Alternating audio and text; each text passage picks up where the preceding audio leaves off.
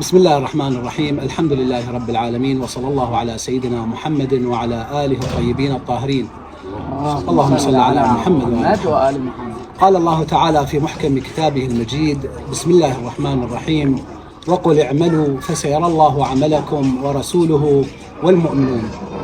وقال سبحانه وتعالى: بسم الله الرحمن الرحيم، وما أنفقتم من شيء فهو يخلفه وهو خير الرازقين.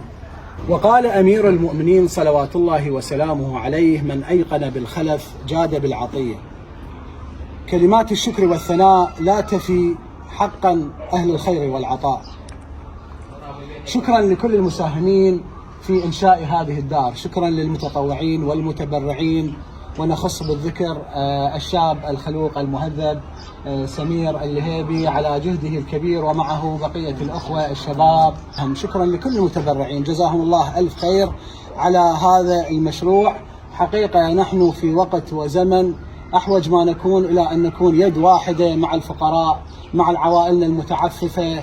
نشد على أيدي شبابنا على أن يواصلون هذا الطريق ويواصلون مشاريعهم الإنسانية هذه.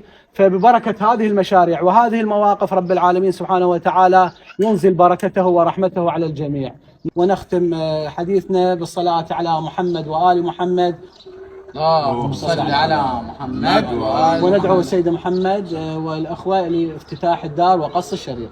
تفضل سيدنا. بسم الله الرحمن الرحيم. اللهم صل على محمد وآل محمد. اللهم صل على محمد وآل محمد. الصلوات سمعونا هالهولة، يقولون آيات لا ينحسب طوله. ألف الصلوات سمعونا هالهولة، يلا يا بعدهن وتبر منه يا بعدهن وتبر منه